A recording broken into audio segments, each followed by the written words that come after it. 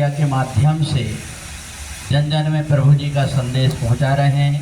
ऐसे परमादरणीय दासलाल जी, सज्जनों देवियों, अपने लिए एक बड़े सौभाग्य की बात है कि वैसे तो बहुत सारे शास्त्रों को पढ़ कर के व्यक्ति ज्ञानी बन जाता है, परंतु महाप्रभु जी ने देखा कि किस प्रकार से अनेक प्रकार के जो क्रियाएं इनका व्यक्ति दुरुपयोग करके पैसे कमाने का साधन बना लिया है। तो महाप्रभु जी ने हिमालय में जो तपस्या करके जीवन का जो अनुभव किया था, तो समाज के बीच में कैसे जाए, इसलिए महाप्रभु जी ने योग की क्रिया के माध्यम से सिद्ध गुफा आश्रम को चुना। और महाप्रभु जी के जितने भी बालक हैं उन सबको ये सौभाग्य मिल रहा है, जो बांटा जाता है उसको प्रसाद कहते हैं और जो बटोरा जाता है उसको विषाद कहते हैं।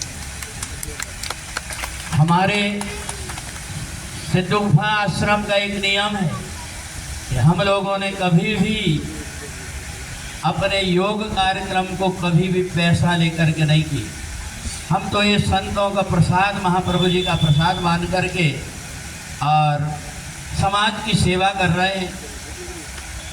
जिस समय पर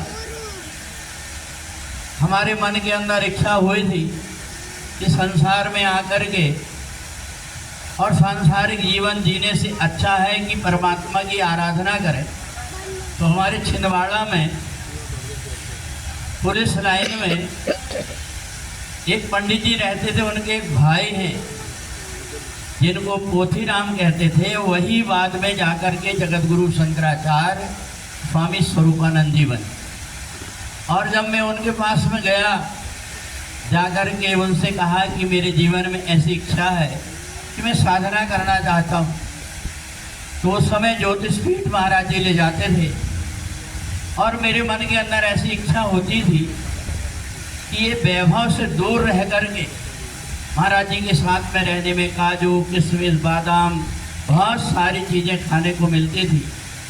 परंतु रात में बैठ कर के जब मैं सोचता था कि ये जीवन से इससे कोई अंतर नहीं आया संसार में रह कर के और वैराग्य का जीवन से, तो मैंने महाराज जी से आज्ञा लेकर के और इसी तेलन खेड़ी में हनुमान जी महाराज की शरण में आकर के प्रार्थना किया कि जीवन में ऐसा कोई मार्गदर्शक मेरे को मिल जाए जिससे कि मैं अपने जीवन को समर्पित करके परमात्मा की भक्ति करूं। और ऐसा सौभाग्य इसी नागपुर से ही मेरे को प्राप्त हुआ, जहां महाप्रभु जी ने अपनी कृपा के माध्यम से और गुरुदेव जी से जोड़ करके और मेरे जीवन को धन्य किया। इसलिए मैं आपसे यही कहूँगा कि हमारा ये योग का जो प्रशिक्षण है, योग साधन आश्रम है, पूरे विश्व में एक ऐसा आश्रम है जहाँ किसी प्रकार का कोई भी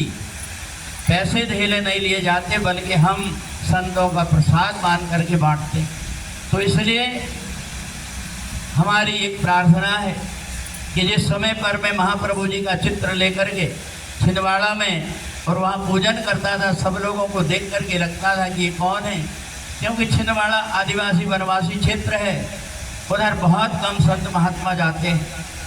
आज उन लोगों को यहाँ आकर के देख करके लग रहा होगा कि सचमुच में महाप्रभु जी, जिनके लिए मैं बरसों बैठ करके अकेला और साधना करता था, आज गुरु परिवार से बहुत से व्यक्ति जुड़ गए हैं जो आज यहाँ पर आए हुए हैं। तो इसलिए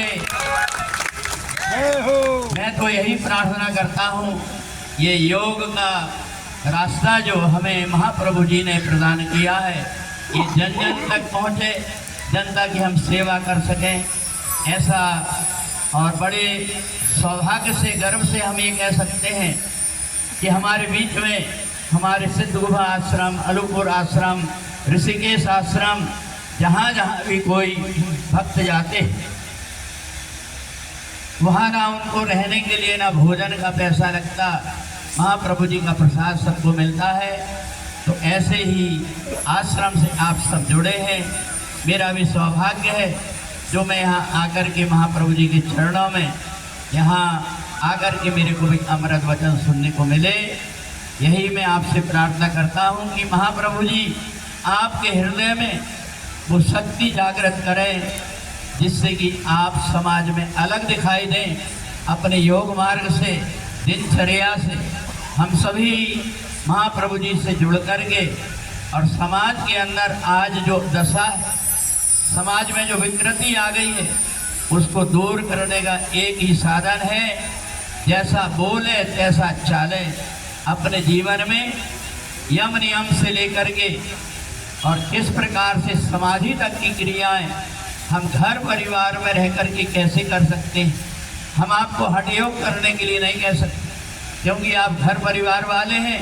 पर एक बात कहते हैं कि महाप्रभु जी से अगर आप जुड़ गए, आपको कुछ नहीं करना पड़ेगा। जिस प्रकार से कोई नाव में बैठा व्यक्ति बड़े बड़े सागर को पार कर जाता है, ऐसे महाप्रभु जी की कृपा से हम सभी की नैया अपने आप पार हो जाए।